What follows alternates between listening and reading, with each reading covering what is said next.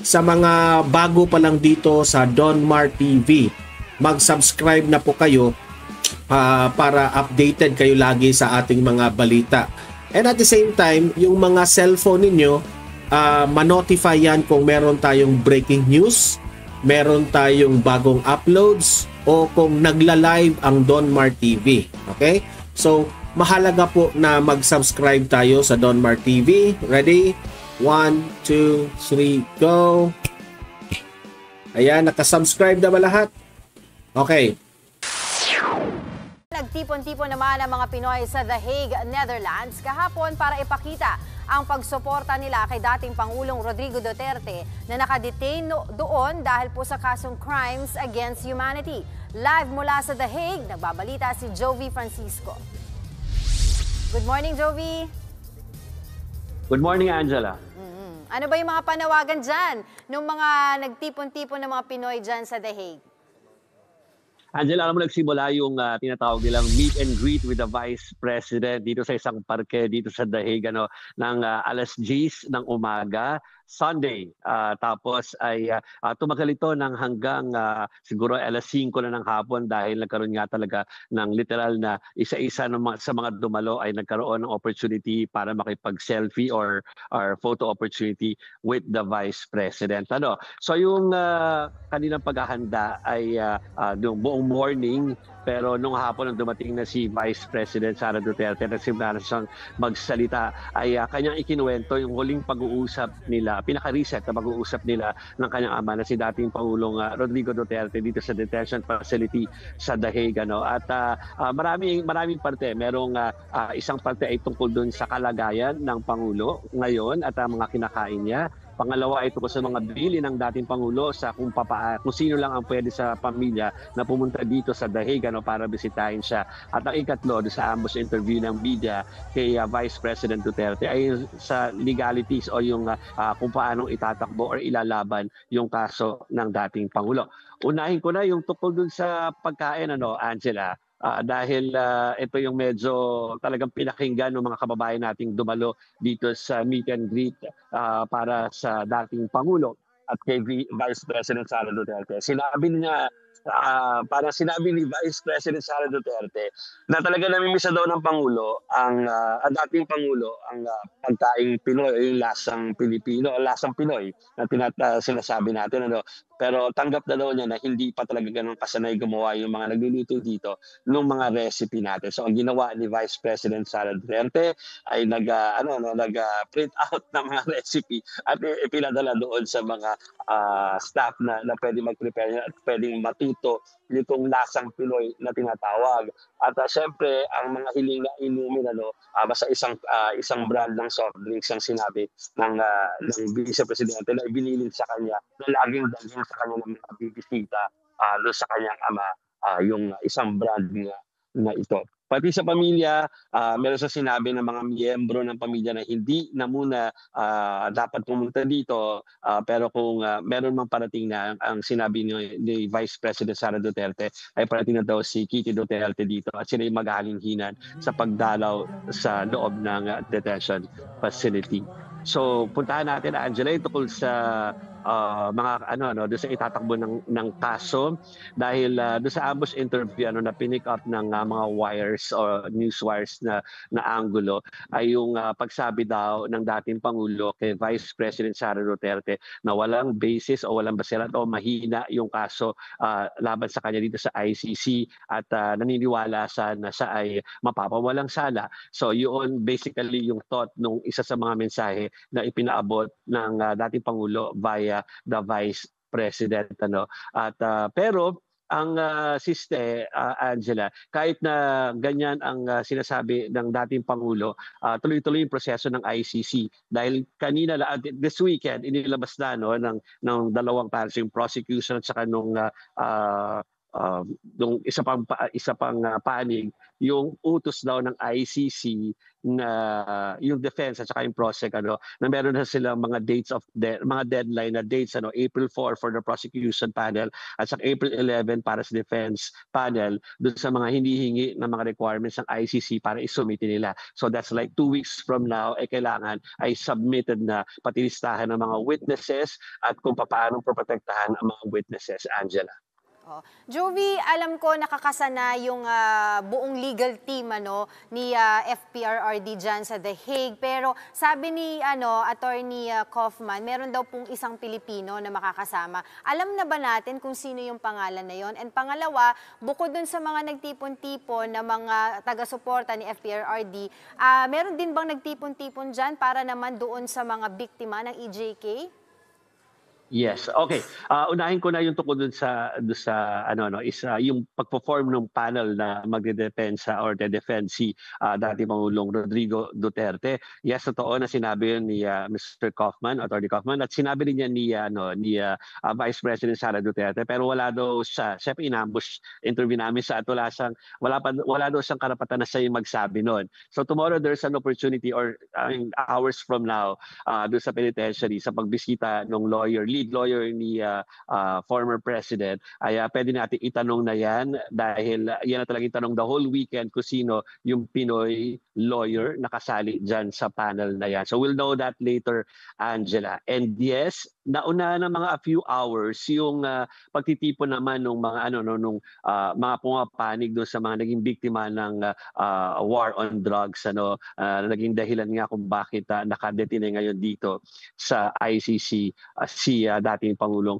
Rodrigo Duterte. So dinaluhan natin yung kanilang press con kanina at nandoon si Attorney Conti at lumalabas na ang mga kasi dito yung mga nagpunta dito ay from other European countries sa mga OFWs sa atin na nagpunta dito sa The Hague kanina for that meet and greet. Ang mangyayari sa birthday, may birthday surprise pero hindi na rin surprise, Angela, kasi parang sinabi na rin nila na yun naman daw mga anti-Duterte ay magkakaroon ng kanilang pagpapakita ng puwersa sa birthday mismo ng dating Pangulo this coming weekend. Pero yun nga lang, hindi nasa isang lugar lang, kundi multiple cities na makikita natin all over the world. Lastly, kumusta daw po ngayon si dating Pangulong Duterte ayon kay VP Sara? Ayon kay VP Sara, kumpara doon sa mga naunang linggo kung saan ay parang hindi pa maganda yung disposisyon, ngayon nakapag-joke na, marami na rin mga bilin at saka magano na rin daw nakakakain kahit na hindi nga Pinoy food yung kanya kinakain. Parang tanggap niya na hindi na muna siya makakakain ng Pinoy food. People power na talaga ang nangyayari ngayon at hindi lamang po ito nangyayari sa Pilipinas, worldwide po ang people power para kay Pangulong Duterte. At hindi lang po yun, ang matindi naman sa kabilang kampo naglalaglaga na po sila. Alam mo naman, yan ang unitae, laglagan, walang tulungan at higit sa lahat traidura, yan ang totoo. Hindi totoo po mga kababayan Yan po ang nangyayari. Sa kampo ng mga Duterte, united ang mga kababayan natin, kahit yung mga OFW organization. Kasi alam mo mga kababayan, medyo sakit na nating mga Pilipino ito, lalo na yung mga OFW natin. Alam nyo yan, na meron talagang minsan kiskisan among OFWs, even if pareho sila ng pinaglalaban, nagkikiskisan. Pero ngayon, nag-unite for one cause, which is bring back Duterte, di ba?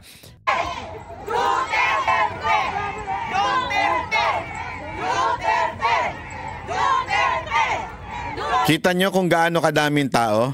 Yung sigaw dito, may iba yung sigaw dun sa likod. Kasi nga, sa sobrang haba na niyan, hindi na magkakarinigan yung isang sigaw. Ang dyan, kaya ginawang marcha-marcha yan. Kasi doon dapat kasi sa Hachiko yan gagawin. Alam mo sa Hachiko, yung aso na estatwa doon sa Shibuya. Kaya lang, pag inilagay mo yan, wala. Wala.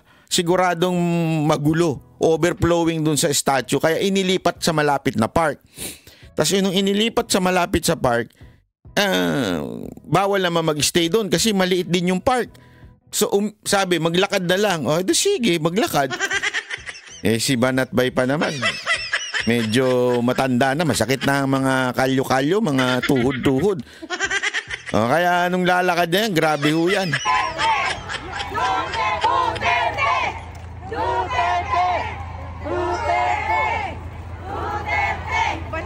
At take note mga kababayan na hindi ho ito magkakakilala. Okay? Yung mga organizer magkakakilala. Pero the rest, talagang kusa lang silang nagpunta. At alam nyo, marami akong pinupuntahan. Kasi dito, mga kababayan, syempre, ang trabaho ko ho, alam nyo naman, entertainment ako. So, yung mga kaibigan kong mga Hapon, may mga umisiyan dito. So, pinupuntahan ko yung mga umisi nila dito, chinecheck ko bilang consultant nila, sinecheck ko yung mga lugar. Pag check ko ng mga lugar, kahit to sa mismong umisi, meron silang event na Duterte event. Ganong kalupit mga kababayan. Kahit yung mga nandun, mga na ho yun, mga residente na po yun, nag-i-event sila para kay Duterte. Magkukulay green sila, may papalabas silang video. Ganon kalupit yung nangyayari dito sa Japan. Talagang, alam mo sabi ko nga, eto nga gusto ko lang mga kababayan, una sa lahat, gusto kong pasalamatan po si Bongbong Marcos. Palakpakan natin. Pasalamatan si Martin Romualdez. At higit sa lahat, si Torre. Dahil sa inyong tatlo, nagising ang diwa ng mga Pilipino. Dahil sa inyong tatlo, yung mga natutulog na walang pakialam sa politika, nabubuhay lang para sa sarili nila. Naintindihan ko yun kasi mahirap sa Pilipinas, mahirap na dito. Pag nandito ka na dito at detached ka na sa nangyayari sa Pilipinas Pero dahil sa inyong tatlo, nagising ang mga diwa nila. Palakpakan natin sila.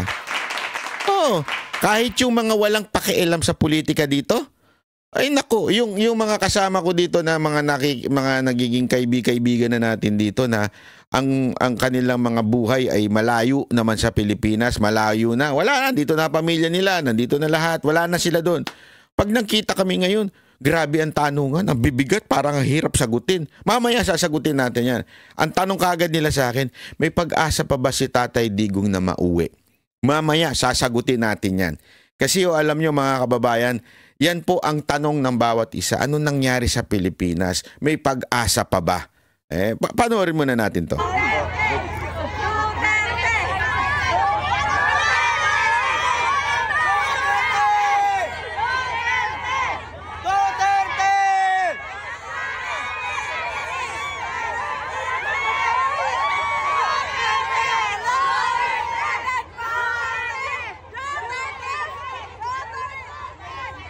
Pansin nyo, magkakaiba itsura ng poster. Yung mga tarpaulin. Alam nyo kung bakit? Kasi kanya-kanya yan. Hindi yan yung organizer. Ito bitbitin nyo to. Ito, bitbitin nyo. Hindi, kanya-kanya po silang pagawa. Yung isa nga dyan, nakita ko sulat pa As in, sulat, Japanese ang pagkasulat. At tas tinanong ko sa kanya, ate, anong ibig sabihin yan? Baka mamaya nagbebenta ka na ng soft drinks dyan. And then, sabi ni ate, ibig sabihin nun, pinapaliwanag niya in Japanese para nababasa ng mga Hapon na nakakakita that yung president namin kinidnap at walang kasalanan yun at dapat ibalik sa Pilipinas. Ang galing ni ate, nakalimutan ko lang picturean, ngayon ko lang naalala, dapat pinicturean ko talaga. Kasi nga, bangingi pa ako niyan. Gagigising ko pa lang yan na yan nakagad na pinuntahan natin. Wala pa akong kape niyan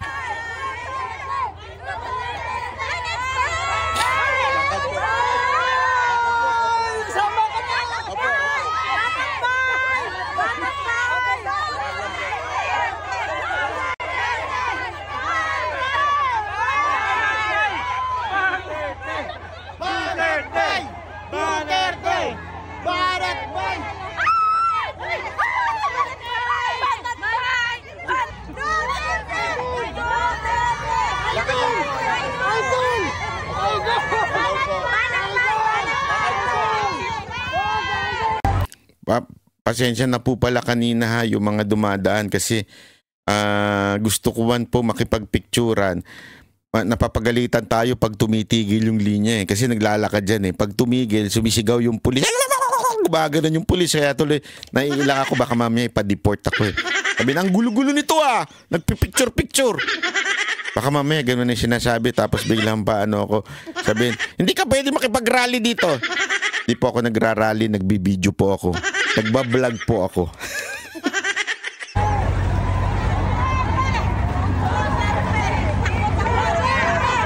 Kita niya tumatakbo kasi nga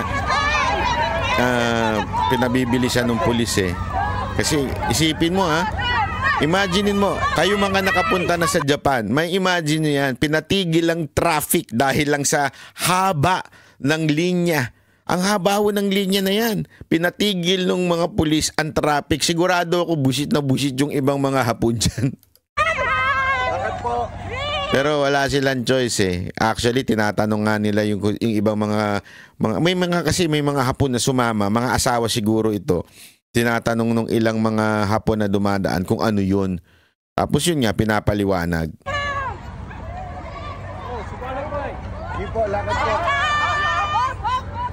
Kita nyo, tigil. Isipin nyo ang tagal na tumitigil nung traffic na yan dahil lang sa atin.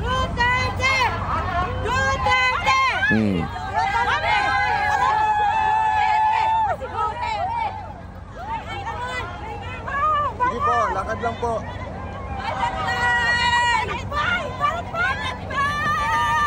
Katanggal yung mga taba natin, kanina. Mga kababayan ko sa Japan, Ang hirap tumakbo, tumatakbo rin ako dyan, Lakad po. Dito. Ayan, Hindi nila sinabi marathon pala to. Akala ko marcha lang. Grabe. Kami nila. Dito na mga Hapon. Ayun yung naka-megaphone yung mga pulis. Lakad lang to. Ba't ako tumatakbo?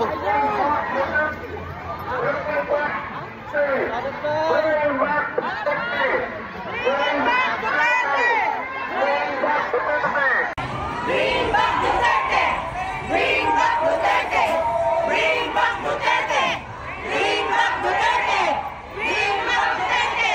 Bring back Duterte! Bring back Duterte! Siyempre, ang mga matitigas na mga taga-SMNI, palakpakan natin mga matitigas na taga-SMNI. Mabuhay kayo, sir.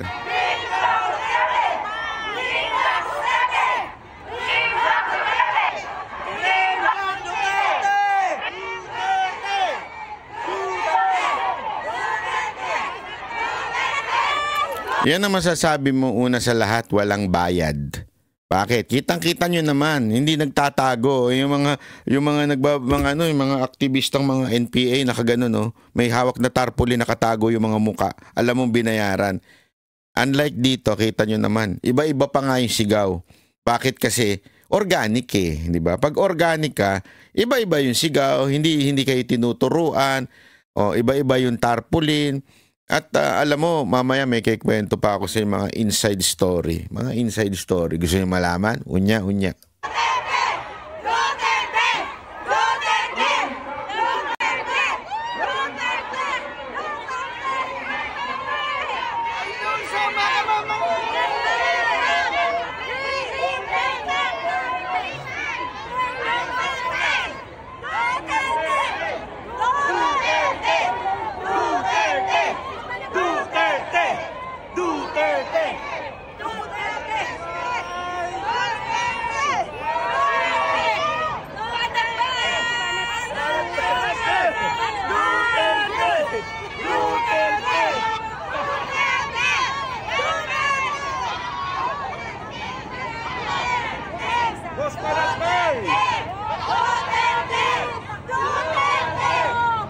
Ito, maganda ito. Yung ending, nasa ibabaw na kami ng bridge.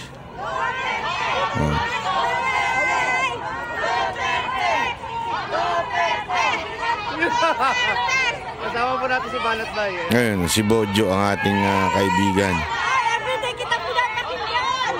So ito, dalagbit-bit pa si Romualdez.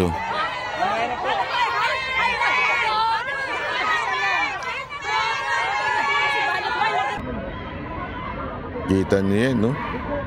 Oh, haba nun, no? Oh. Oh. Walang bayad dyan, mga kababayan. Organic. Walang kinuha sa payatas, yung mga ganun. Walang ganun. Walang kinuha sa tundo, walang ganun.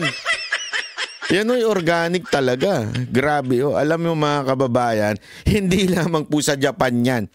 Para lang sa kaalaman ninyo, hindi lamang po sa Japan yan. Nangyari ho yan sa Canada. Meron ako nakita today, na i-post din nila, Canada, sa Saskatoon ba yun? Saskatoon, ewan ko paano pronounce yun. Grabe, nakita ko, snow ha. Pero lumalakad yung mga tao. Hindi ho biro snow dyan sa Saskatoon ha. Nagpunta na ako dyan. Yung snow dyan, hindi katulad ng snow sa mga Asian parts like Japan, Korea. Yung snow sa Canada, yellow. Dito kasi powdery pa eh. Yung matitiis mo pa kahit papaano. Powdery yung ngayon pagka kinuha mo powder, 'di ba? Yung sa Saskatoon, pag lumapag, yellow, madudulas ka. Ganon. Ganon yung mga katulad din sa New York, ganon din eh. Matindi pero grabe, hindi mo napigilan yung mga naglalakad po na mga kababayan natin. Oh, eto papakita ko sa inyo rin ito ha. Ito. Sana. Ito naman yung mismong sa Netherlands. O, kita niyo yan? Grabe din po yan, no? Ang dami talagang tao na nagpunta. O, pakita natin yung video niya para baka sabihin ninyo, edit yan. Alam mo naman yung mga ulul na mga tanso vlogger na tatanga-tanga. Ito pa, isa pa to, sa Canada, oh. Ito naman. Ayan, yan, sa Canada. Yan, sa Canada. Vancouver. Lupit to. Oh. Kaya alam nyo mga kababayan ha. Ito pa, susunod. Oh, ito pa, papakita ko pa sa inyo sa The Hague mismo, sa Netherlands. Oh.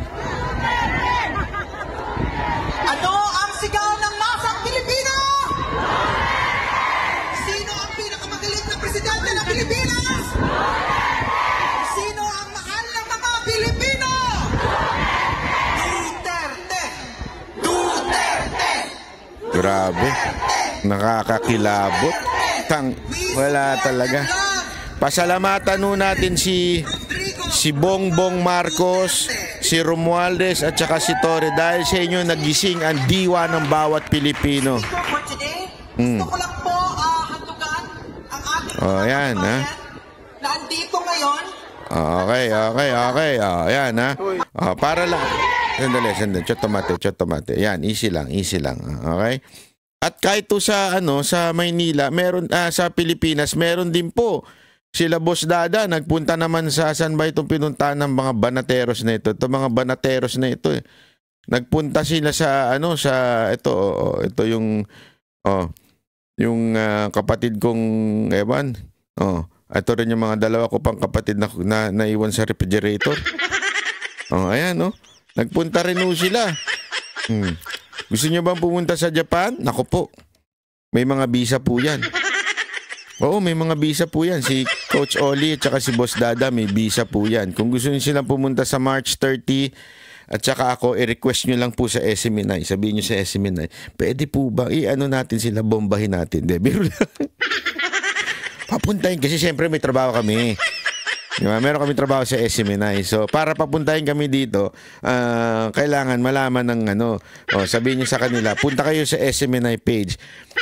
Nire-request po namin ng banateros pumunta dito sa Japan. Ganyan. Yeah. Sama-sama tayo. People power tayo. O, kaya naman, nire-request po namin pumunta ang banateros sa The Hague. Yan. Ganon. Kung gusto nyo kami makita, kung gusto nyo lang naman. Pero kung ayaw nyo kami makita, wala namang problema. Wala tayong magawa. Talaga dyan, hindi nyo kami gusto makita. Wala tayong magawa ba? Hindi, biro lamang po. Anyway, alam nyo mga kababayan, seriously speaking, let's talk about this. Okay? Pag-usapan natin ng bahagya. Bakit po ba importante ang nangyayari ngayon na people power? I think Ito talaga, yung people power noon, nung EDSA, walang nag-utos. Nagkaroon ng sama-sama from different walks of life, different parang group of people, iba-iba. Although, minando ng mga komunista, pero naging ano yun, organic ika nga. But again, the world already changes. Tama ba? Change. Or whatever. Basta kung ano yung tamang English yun na lang. Huwag na kayong maano dyan. The world changed. Pala, hindi pala changes. The world changed. Nagbago ang mundo. At nagbabago pa. Ang tunay na people power ngayon ay wala na sa Pilipinas. O masasabi nating, mas magandang sabihin, hindi lang sa Pilipinas. Worldwide na po.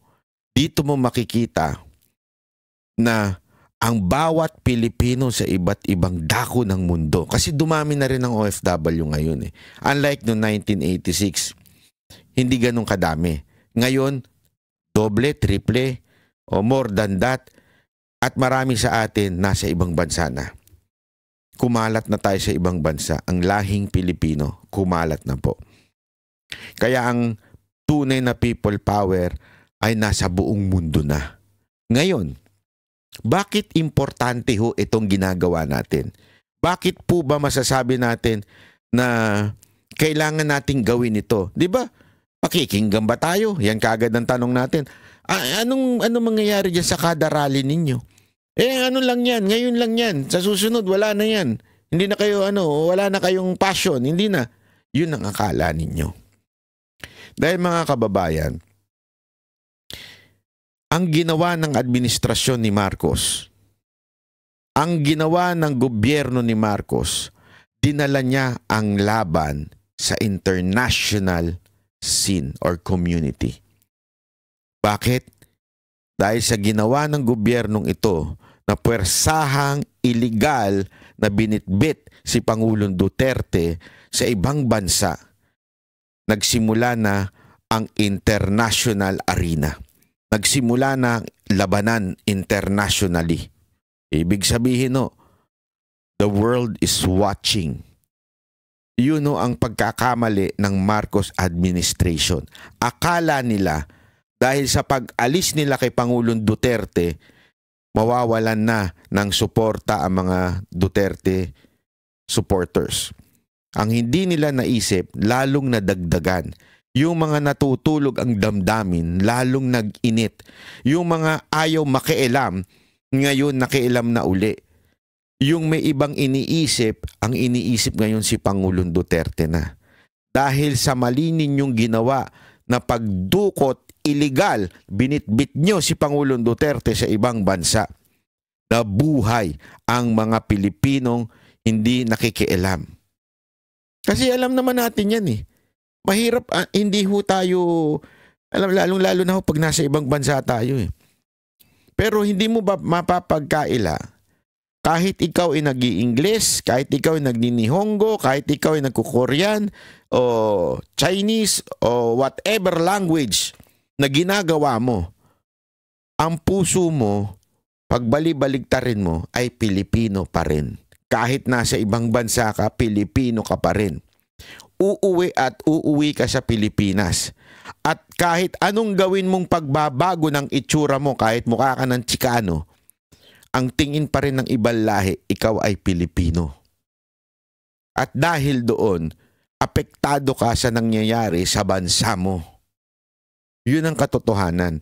Kaya bilang Pilipino sa ibang bansa, whether you are an OFW o migrant worker or resident ng bansa na yun, hindi mo mapapagkaila na ang tingin pa rin sa inang tao ay Pilipino. Kaya dapat kang makialam.